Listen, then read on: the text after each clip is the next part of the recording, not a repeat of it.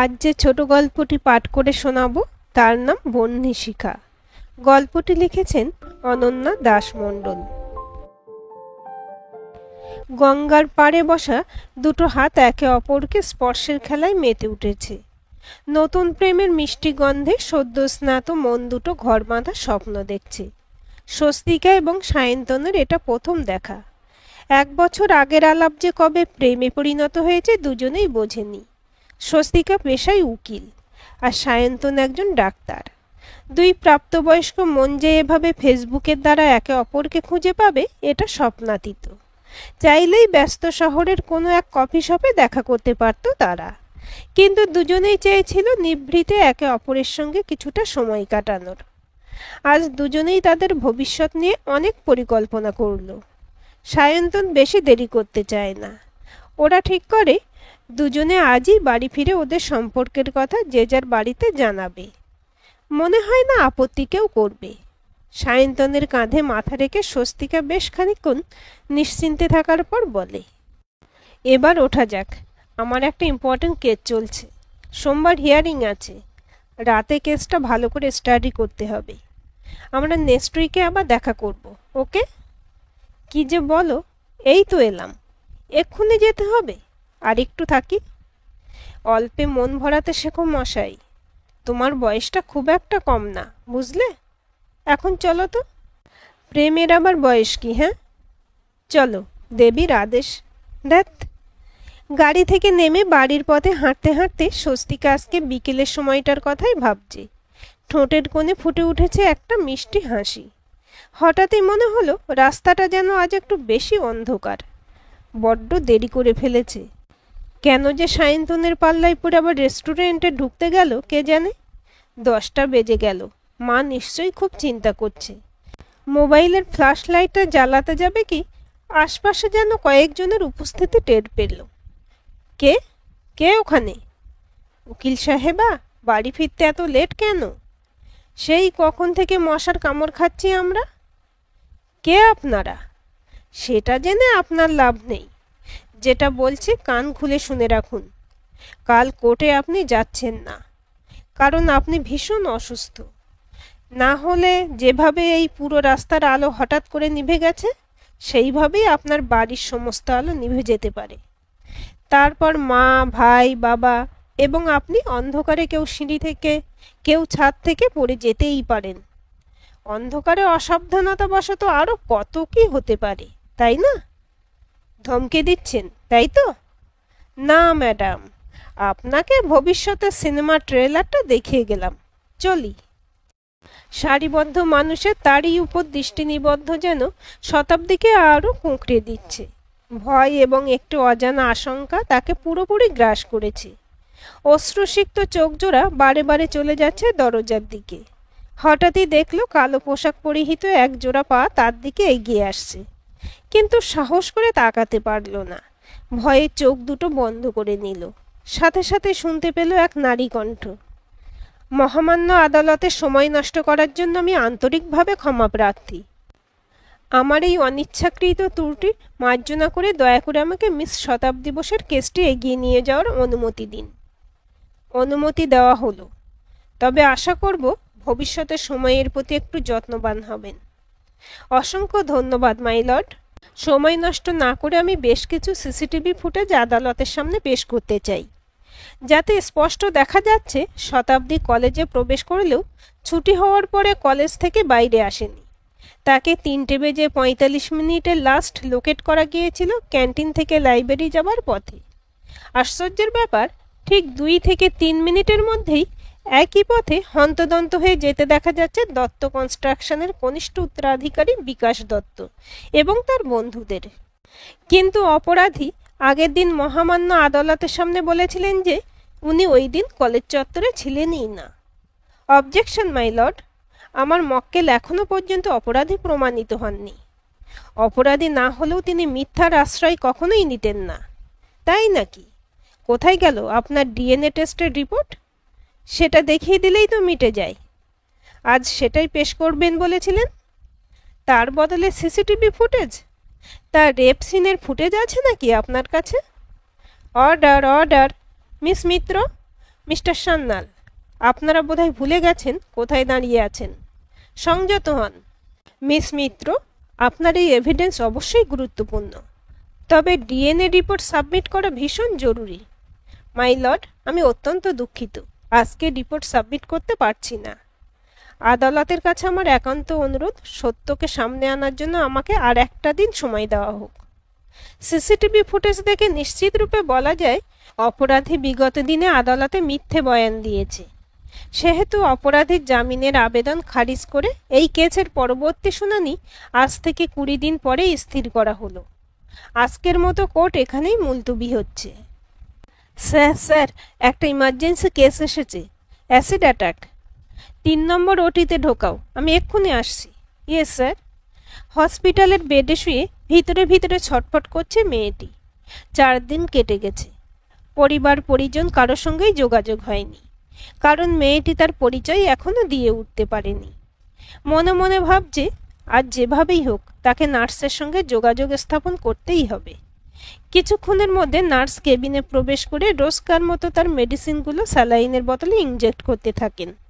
হঠাৎই মেয়েটির দিকে চোখ পড়ায় এগিয়ে এসে বলে, তোমার কি কিছু অসুবিধা হচ্ছে? এ কি, বাঁ হাতটা নাড়ানোর চেষ্টা করো না, তোমার ডান হাতে থেকে বাঁ হাতটা পুড়েছে বেশি। মুখটা তুমি অনেকটাই বাঁচাতে সক্ষম হয়েছ, তবে বিক্ষিপ্তভাবে অ্যাসিডে ছিটে পড়ায় পুরো মুখটাই ডাক্তার ব্যান্ডেজ করতে বাধ্য হয়েছে। হ্যাঁ বলো, কি বলতে চাইছো? পেন? কাগজ? কিন্তু তোমার দুটো হাতেই ব্যান্ডেজ করা, লিখবে কিভাবে? এ কি, না না, এরকম করো না, তুমি এখন অসুস্থ। ঠিক আছে, দিচ্ছি। আমি পেনটা ধরছি, তুমি আমার হাতের উপর হাতটা রেখে কি লিখতে চাও আমাকে বোঝাও, আমি লিখছি। আচ্ছা, নাম্বার? Phone number? হ্যাঁ ব্যাস, আর একটা নাম্বার। এই তো হয়েছে। আমি এখনই রিসেপশন থেকে এনাকে কল করছি। কি, আমার মোবাইল? এটা নিয়ম বিরুদ্ধ। উফ, আচ্ছা দেখছি, দাঁড়াও। হ্যাঁ, টাইপ করছি। ও মাই গড, এটা তো আমাদের জুনিয়র স্কিন স্পেশালিস্ট সায়ন্তন স্যারের নাম্বার। উনি তো ফ্যামিলি প্রবলেমের জন্য কদিন হলো ছুটিতে আছেন। কে আপনি? এফআইআর আমাদের করতেই হবে কাকু। তবু তো আমার মেয়েটা বেঁচে আছে, এফআইআর করলে হয়তো লাশটুকু পাবো না। আমার উপর ভরসা রাখুন, স্বস্তিকাও এটাই চাই। আমাদের উচিত এই লড়াইতে ওর পাশে দাঁড়ানো। ওহো ভগবান, কেন যে মেয়েকে ওকালতি পড়াতে গিয়েছিলাম। চলো। হন্তদন্ত হয়ে সায়ন্তন স্বস্তিকার কেবিনে ঢুকল। স্বস্তিকা এখন অনেকটাই সুস্থ। হাতের ব্যান্ডেজগুলো থাকলেও মুখের ব্যান্ডেজ আজ সকালেই খোলা হয়েছে। মুখটা খুব বেশি না পুড়লেও নিচের ঠোঁটের ডান দিকটা, বাঁ দিকের চোখের নিচে এবং ডান দিকের কপালের খানিকটা চামড়া কুঁচকে গুটিয়ে গেছে। দুটো চোখেই একটুর জন্য বেঁচে গেছে। কেবিনে ঢুকে স্বস্তিকাকে এক ঝলক দেখেই চমকে ওঠে সায়ন্তন। তার ভালোবাসার মানুষটির মুখটা ক্ষতবিক্ষত হয়ে গেছে। কিছু বলতে গিয়েও খানিকক্ষণ চুপ করে দাঁড়িয়ে পড়ে। কি হলো, ভয় করছে আমাকে দেখে? না, রাগ হচ্ছে নিজের উপর। কেন? সেদিন যদি মুভি দেখার পর আমি জোর করে তোমাকে রেস্টুরেন্টে না নিয়ে যেতাম, তাহলে এই বিপদটা ঘটতো না হয়তো। সেদিন না হলে পরের দিন হতো। আমার কাছে এসে বসো। না, আমার একটু কাজ আছে। শুধু বলতে এসেছিলাম, যেগুলো বলেছিলে সব হয়ে গেছে। জানি। এখন আমার পাশে বসতেও তোমার আর ভালো লাগবে না, তাই না? উফ, প্লিজ, বোকার মতো কথা বলো না। আমার সত্যিই কাজ আছে।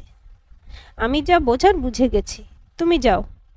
এতটা হেল্প করার জন্য অনেক ধন্যবাদ। স্বস্তিকা, প্লিজ। এই নাও, বসলাম। হয়েছে? কটা বাজে দেখেছ? আমার রাউন্ডের সময় হয়ে গেছে। আমি রাউন্ড দিয়েই তোমার কাছে আসব। লক্ষ্মীটি, এইসব উল্টোপাল্টা চিন্তা করো না। সামান্য কটা ত্বকের দাগ আমাদের মনের দূরত্ব কখনোই বাড়াতে পারবে না। I still love you dear. জানো, সেদিন যখন আমার জ্ঞান ফেরে মনে মনে এটাই ভেবেছিলাম, জীবন থেকে বোধহয় সব সুখ হারিয়ে গেল আমার। ধুস, পাগলি একটা। ইচ্ছে করছে তোমাকে বুকের মধ্যে জড়িয়ে ধরতে, কিন্তু ডাক্তার হয়ে নিয়মভঙ্গ কি করে করি? তুমি শুধু একবার সুস্থ হয়ে ওঠো, সব আগের মতোই আছে এবং থাকবে। ওহো, ভালো কথা। তুমি যেগুলো আনতে বলেছিলে আমি সকালেই এই কাবার্ডের মধ্যে রেখে দিয়েছি। তুমি ঘুমোচ্ছিলে আর রমাকেও আশপাশে দেখিনি, তাই আর বলা হয়নি। ইস, আগে বলবে তো, কতখানি সময় নষ্ট হয়ে গেল। তোমার রাউন্ড আছে না? রমাকে ডেকে দিয়ে তুমি এখন যাও, পরে কথা হবে। যা বাবা, এই তো নিজেই বসতে বললে। লোকে ঠিকই বলে, মহিলাদের হৃদয় বোঝা স্বয়ং ঈশ্বরেরও সাধ্যের বাইরে। হা হা হা হা, যাও তো এখন। এভাবেই হাসতে থাকো স্বস্তিকা, রমাকে ডেকে দিচ্ছি। শোনো, love you too, forever. পাগলি। কোর্ট রুমে সকলে যে অত্যন্ত বিরক্ত তা ওনাদের মুখভঙ্গি দেখেই বোঝা যাচ্ছে। হঠাৎই নিস্তব্ধতা ছিন্ন করে মিস্টার সান্যাল বলে উঠলেন, মাই লর্ড, এইভাবে আদালতে সময় নষ্ট করার কোনো মানে নেই। মিস মিত্র মনে হয় আর আসবেন না, কারণ ওনার কাছে আমার মক্কেলকে অপরাধী প্রমাণ করার কোনো প্রমাণই নেই। তাই আদালতের কাছে আমার অনুরোধ, আমার মক্কেলকে নিরপরাধ ঘোষণা করে সম্মানের সাথে মুক্তি দেওয়া হোক। আপনার অভিপ্রায় অপূর্ণ থাকবে মিস্টার সান্যাল? উত্তরটার অনুসরণে সকলের দৃষ্টি নিবদ্ধ হয় দরজার বাইরে দাঁড়িয়ে থাকা একটি হুইল চেয়ারের উপর। সেদিকে তাকেই সকলে চমকে ওঠে, কেবল শতাব্দী আর্তনাদ করে, কান্নায় ভেঙে পড়ে। সায়ন্তন স্বস্তিকাকে নিয়ে কোর্টরুমের ভিতরে প্রবেশ করে। স্বস্তিকা সায়ন্তনকে ইশারায় শতাব্দীর কাছে নিয়ে যেতে বলে। কাছে গিয়ে শতাব্দীর মাথায় হাত রেখে বলে, কাঁদিস না, সব ঠিক হয়ে যাবে। সব আমার জন্য হয়েছে দিদিভাই। ওরা বলেছিল আমি যদি মুখ খুলি তাহলে ওরা কাউকে ছাড়বে না। এবার আমার পালা দিদিভাই। কিচ্ছু হবে না, আমার উপর ভরসা রাখ। জাজের দিকে ঘুরে, মাই লর্ড, আমি আবারও আন্তরিকভাবে দুঃখিত আদালতে সময় নষ্ট করবার জন্য। মিস মিত্র, আপনার এমন অবস্থা হলো কি করে সেটা বলুন। নিশ্চয়ই বলবো মাই লর্ড, তার আগে আপনার হাতে কিছু প্রমাণ তুলে দিতে চাই। হাতে ব্যান্ডেজ থাকায় সায়ন্তনকে ইশারায় সবুজ ফাইলটি পেশকারের কাছে পৌঁছে দিতে বলে। সান্যালবাবু উতলা হয়ে নিজেই জানতে চান, ফাইলটিতে কি আছে? এটা হলো ডিএনএ টেস্টের অরিজিনাল রিপোর্ট। এটা অসম্ভব। সরকারি ল্যাব থেকে রিপোর্টটি যে মিসিং হয়েছিল সে খবর সবাই জানে। চুরি হওয়ার সম্ভাবনা আমি আগেই আঁচ করেছিলাম, তাই ডক্টরকে রিকোয়েস্ট করে রিপোর্টের দুটো কপি বানাতে বলেছিলাম, যার একটি চুরি হলেও আরেকটি সযত্নে ডক্টরের কাছেই রাখা ছিল। আগের হেয়ারিংয়ে রাতে হঠাৎ করে উনি একটি সেমিনারে চলে যাওয়ায় রিপোর্টটা আমি আদালতে পেশ করতে পারিনি। কিন্তু এটা বেআইনি, আপনি এরকম করতে পারেন না মিস মিত্র। তাহলে আইনি কোনটা মিস্টার সান্যাল? আমার শরীরের এই ক্ষতচিহ্নগুলো, নাকি রিপোর্ট চুরি হয়ে যাওয়ার কারণে একটা নিষ্পাপ মেয়ের বিচার না পাওয়া, কোনটা? না মানে, মৃদু হেসে, মাই লর্ড, আমার কাছে আজকে আরও 3টে ফুটেজ রয়েছে। আমার বিশ্বাস এটা দেখার পর শতাব্দী সুবিচার তো পাবেই, এবং এই কেস ক্লোজ হয়ে নতুন একটি কেস ওপেন হবে।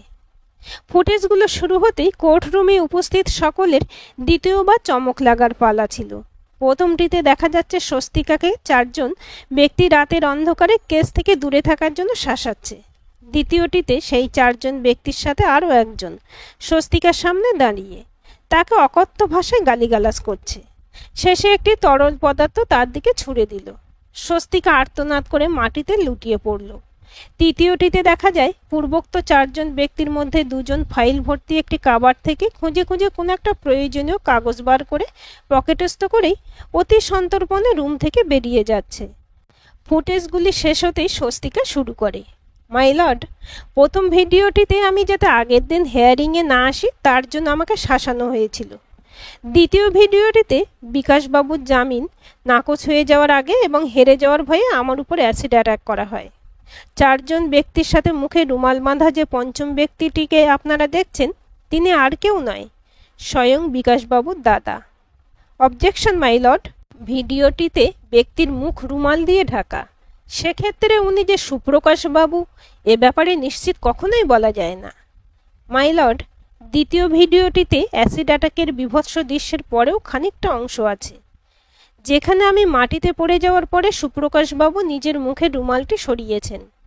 আদালতের কাছে ওই অংশটুকু পুনরায় দেখার অনুরোধ রইল। পরবর্তী অংশটুকু দেখার পরে সবকিছুই জলের মতো পরিষ্কার হয়ে যায়। জজ সাহেব শতাব্দীর পক্ষে রায় শোনান। সেই সাথে সুপ্রকাশবাবুর উপর সরকারি প্রমাণ লোপাট করা এবং স্বস্তিকার উপর অ্যাসিড অ্যাটাক করানোর অপরাধে চার্জশিট বানিয়ে 2 দিনের মধ্যে তাকে আদালতে পেশ করার নির্দেশ দেন। কোর্টরুম থেকে বেরোনোর সময় মিস্টার সান্যাল স্বস্তিকাকে বলেন, আপনার দ্রুত আরোগ্য কামনা করি, কেস তো ক্লোজ। কিন্তু একটা প্রশ্ন এখনো খসখস করছে, আপনি ভিডিওগুলো নিলেন কি করে? তেমন কিছু না, প্রোটেকশন বলতে পারেন।